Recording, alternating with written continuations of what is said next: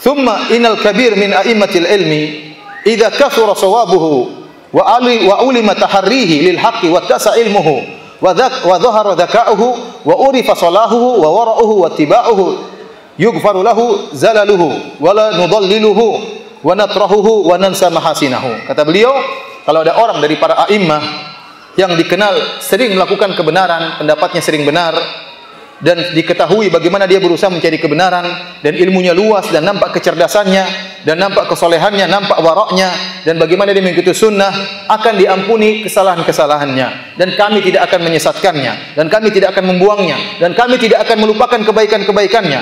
Na'am wala naqtadi bihi fi bid'atihi. Benar, kita tidak akan mengikuti bid'ahnya, dan kita tidak akan wa khata'ihi, dan kita tidak akan mengikuti kesalahannya. Wa narjulahu taubah min dzalik. Dan kami mohon agar bertobat dari kami bermohon dia bertobat dari hal tersebut. Artinya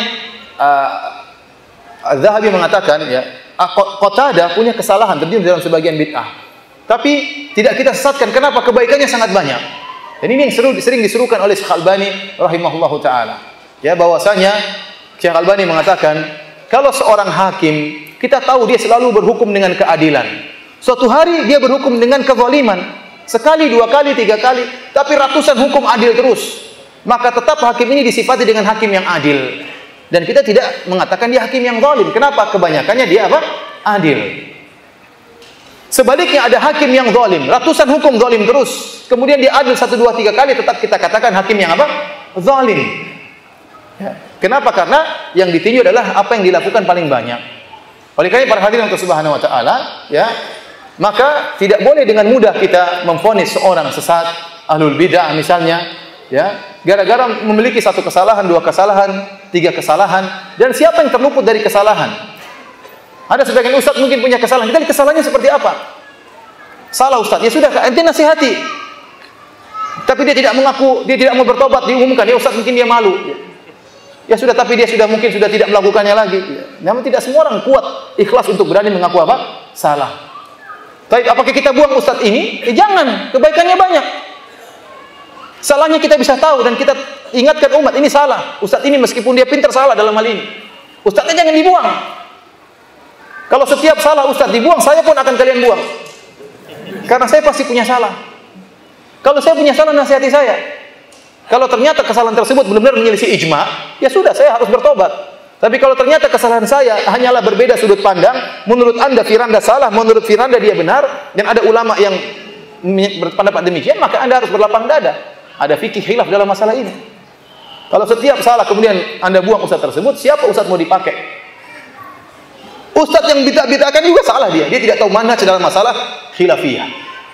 Saya bilang ada ustaz yang tukang bid'ah-bid'ahkan orang, sama ahlu sunnah dia bid'ah-bid'ahkan. Saya bilang ustaz itu juga jadi ahlul bid'ah kalau begitu caranya. Kenapa? Karena dia tidak punya manhaj dalam menghadapi masalah apa? Khilafiyah. Padahal ahlu sunnah punya manhaj dalam menghadapi masalah khilafiyah, dan dia tidak punya manhaj dalam hal ini. Kalau kita mengikuti gaya ustaz itu, kita bilang ustaz justru kamu yang ahlul bid'ah. Sedikit-sedikit membid'ahkan orang. Ini manhaj dari mana seperti ini? Dari mana dalam buku? Cari buku fikih 4 mazhab, mana caranya? Cara seperti ini mana? Cari dalam buku-buku fikih, enggak ada seperti itu. Ini manhaj yang baru. Oleh karena perhatian Allah Subhanahu wa taala, ya, seorang tidak mudah untuk kemudian memvonis, ya, seorang kita bilang dia salah, dia punya kesalahan, kita ingatkan kesalahannya, kita kesalahan, kesalahan kita nasihati. Namun bukan berarti ustaz tersebut kemudian kita buang. Kalau begitu caranya tidak ada kita belajar sama ustaz siapapun. Ustaz pasti punya salah, siapapun dia. Dia pasti punya salah.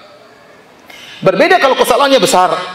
Berbeda kalau kesalahannya kemudian berkaitan dengan perkara-perkara yang berat, masalah takfir. Ini berbahaya kalau begini. Kita jangan menggampangkan masalah ini. Yang berujung-ujung pada pertumpahan darah, ini berbahaya. Berujung-ujung pada pemberontakan terhadap pemerintah yang sah misalnya. Oh, ini berbahaya seperti ini. Jangan kita sepelekan. Tapi kalau ternyata kesalahan dia tidak berkaitan dengan masalah-masalah seperti ini, ya maka kita beri uzur. Tetap kita pakai ustaz tersebut. Ya.